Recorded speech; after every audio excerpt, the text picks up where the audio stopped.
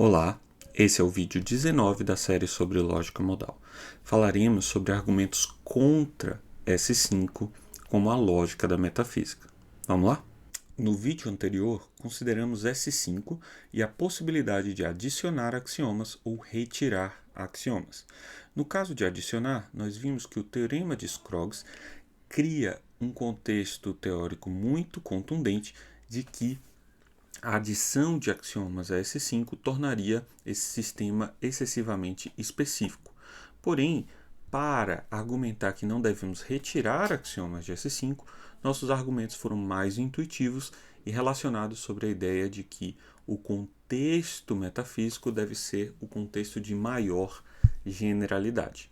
Nesse vídeo, vamos criticar alguns desses princípios. Vamos criticar a transitividade e a simetria. A reflexividade, que é um dos princípios de S5, em geral não é criticada e, portanto, não vamos fazer um argumento contra o princípio da reflexividade. Começamos a nossa investigação pela crítica da transitividade.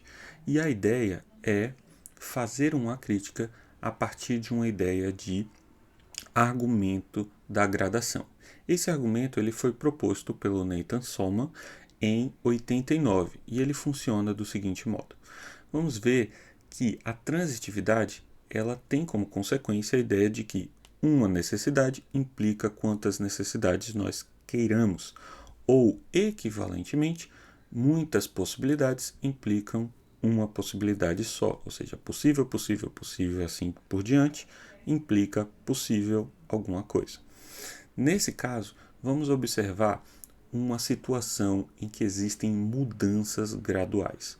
A ideia, então, é considerar que a frase φ diz o objeto X é feito de um material um pouco diferente. Vamos ver o que vai acontecer nesse caso. Se nós consideramos que o X é uma mesa qualquer e nós tomamos um pedaço dessa mesa e fazemos algum tipo de alteração, então podemos dizer, razoavelmente, que o objeto continua sendo o mesmo. É a mesma mesa que tem um material um pouco diferente. Nós podemos continuar com esse processo e fazer mais alterações. Nós fazemos mais uma alteração de um pequeno pedaço e nós fazemos depois a alteração de mais um terceiro pedaço. Cada uma dessas pequenas mudanças vai se compondo para formar uma grande mudança. Porém, a gente ainda não sabe como que conecta essas pequenas mudanças com a frase do axioma da transitividade. Vamos observar que na primeira mudança ocorre a mudança de um pequeno pedaço, na segunda de um outro pedaço, vermelho nesse caso, e na terceira um pedacinho branco. Vamos ver o que acontece na análise das possibilidades. Se nós escrevemos isso em uma sequência, então vamos ter 4 cenários. Do cenário 1 para o cenário 2 eu tenho uma mudança do pedaço amarelo, do cenário 2 para o 3 eu tenho uma mudança de um pedaço vermelho, do 3 para o 4 a mudança de um pedaço branco. Porém, se eu considero a mudança do pedaço de C1 para C3, então a mudança foi uma mudança do pedaço amarelo e do pedaço vermelho. E se eu considero a mudança de C1 para C4, vai ser dos 3 pedaços. Vejamos essa mesma ideia que colocamos aqui no quadro, escrito de modo mais verbal. De C1 para C2, nós temos uma pouca mudança. De C1 para C3 é ainda pouco, mas um pouco mais. De C1 para C4 é pouco ainda, mas é ainda mais. Será que em algum momento essa mudança seria muito?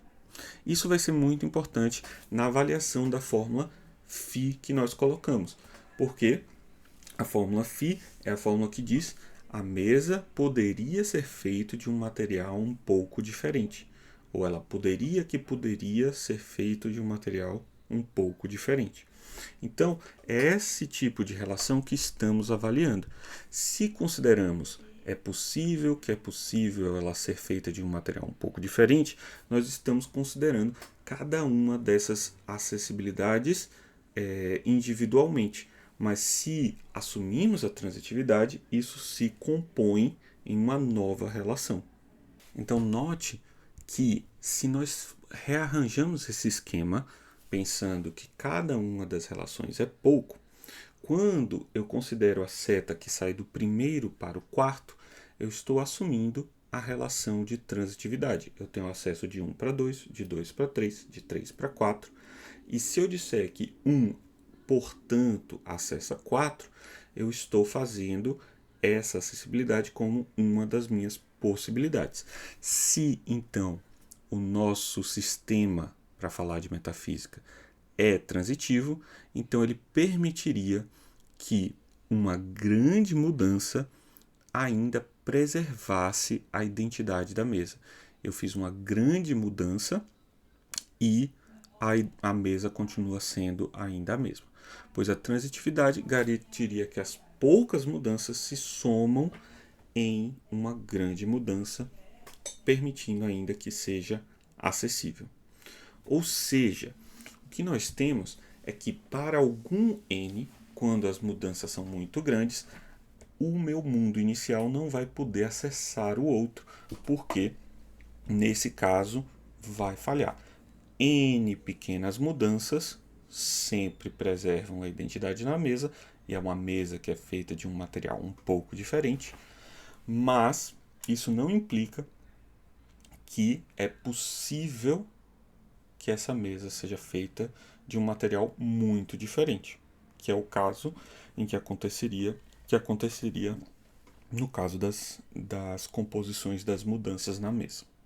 A resposta mais natural a esse tipo de crítica é fazer uma contrapergunta. Perguntar o que significa exatamente esse conceito de pouco diferente. A ideia aqui é que, de fato, se está causando essa estranheza a partir de um conceito que é excessivamente vago, e talvez por isso que apareça o problema. O paradoxo aparece porque estamos usando dentro da nossa linguagem termos vagos, vagamente definidos. Agora, também podemos perguntar sobre essa relação de referência à mesa. Será que ela é realmente feita adequadamente? Porque nossa questão está ligada, nesse exemplo, à preservação da identidade. Né? Eu quero saber se uma mesa pode ou não ser feita de um material um pouco diferente. E até que limite eu posso fazer nessa relação de pouco. Né? Então, essa falha ela pode também estar relacionada ao modo como aceitamos que os nomes ou os apontamentos fazem de fato referência às mesmas coisas. Isso também abre espaço para um grande debate metafísico. Seguimos agora com a segunda crítica, que é uma crítica muito interessante, que é a crítica à relação de simetria. Essa é uma crítica que foi desenvolvida pelo Dummett, que é um filósofo muito importante, e ela é a favor de S4, ou seja, vamos contrariar a simetria, mas aceitar os demais axiomas. A ideia é falar, quer dizer, o exemplo importante nesse caso é pensar em unicórnios como metafisicamente possíveis. Parece bastante natural pensar que unicórnios, embora não existam, sejam metafisicamente possíveis. Eles não têm propriedades que contrariam a natureza das coisas. Porém, a questão aqui é o que queremos dizer quando falamos que unicórnios são metafisicamente possíveis. Queremos dizer que os unicórnios são exatamente de algum jeito em particular, ou essa referência tem espaço para variações? Ele está predeterminado exatamente quem ele é, como ele é, quando dizemos que ele é metafisicamente possível? É isso que o Dummett vai chamar a atenção na relação de possibilidade metafísica, e chamar a atenção que essa distinção pode causar um problema para a relação de simetria. A resposta do Dummett a essa pergunta é não, ou seja, não são exatamente pré-determinados o que são os unicórnios. Talvez nós possamos dizer, e isso faz parte do exemplo do Dummett, que os unicórnios fazem parte da ordem dos animais ungulados.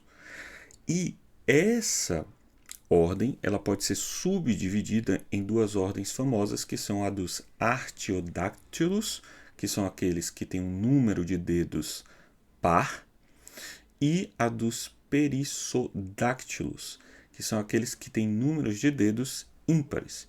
Essa divisão engloba girafas, veados, no caso dos Artiodactylus, e dos Perissodactylus, isso inclui a zebra, a anta, o cavalo e assim por diante. A questão que o Dummett coloca é: será que quando nós falamos da possibilidade de unicórnios, nós estamos considerando já fixado em qual desses grupos o unicórnio está? Isso não está fixado definicionalmente na ideia de unicórnios. Parece possível considerar que eles são artiodactylos e parece possível considerar que eles são perissodactylos. Nesse contexto, o Dummett vai fazer uma pergunta muito interessante. Ele vai perceber que, apesar de não sabermos exatamente o que os unicórnios são, uma vez que eles existam, vai ser fixado qual é o tipo de ungulado que os unicórnios são. Se eles são do tipo A ou se são do tipo P. Veja que, nesse caso, quando nós tivermos um mundo possível W1, por exemplo, e nesse mundo possível existem unicórnios, então vai ser determinado se unicórnios são do tipo A ou se eles são do tipo P. Vamos dizer que a sentença unicórnio é do tipo A é a sentença phi e unicórnio é do tipo B, psi. Agora vamos avaliar a seguinte situação. Digamos que nós temos um mundo W que acessa dois outros mundos onde existem unicórnios. Esses mundos são W1 e em W1 os unicórnios são do tipo A, em W2 os unicórnios são do tipo B. Nesse caso, vamos agora perguntar se W1 acessa W2 ou não. O que isso quer dizer? Veja, nós vamos perguntar se W1 satisfaz a possibilidade de que os unicórnios são do tipo B. Mas note que, do ponto de vista de W1, os unicórnios eles de fato existem e são do tipo A. Só que uma vez que é fixado qual é o tipo do unicórnio, passa a não ser mais possível que os unicórnios sejam de um outro tipo, porque faz parte agora da definição do que é unicórnio, já que ele existe, que ele é do tipo A. Então não pode ser possível, do ponto de vista de W1, que os unicórnios sejam do tipo P. Portanto, W1 não satisfaz a possibilidade de que unicórnios sejam do tipo P. Observe que o esquema que nós temos aqui é precisamente a ideia da propriedade euclidiana. W acessa W1, W acessa W2 e, portanto, W1 deveria acessar W2, se valesse a propriedade euclidiana. Como a propriedade euclidiana ela corresponde no sentido sintático ao axioma 5, então nós podemos concluir que falha o axioma 5. Porém, nós vamos lembrar aqui que queríamos falar da simetria. Como que vamos concluir que a simetria falha? A ideia é que 4 e a reflexividade valem no sistema proposto pelo Dummett. Nesse contexto, para que o axioma 5 falhe, o que precisa falhar é precisamente a simetria. Com isso, nós finalizamos a conexão entre lógica modal e metafísica. Se trata de uma discussão muito interessante e viva ainda na comunidade, embora a lógica modal seja aplicada para a computação, para a matemática e assim por diante.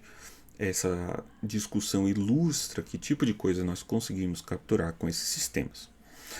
No próximo e último vídeo dessa série, nós falaremos sobre uma alternativa à semântica de mundos possíveis propostas pelo Kripke.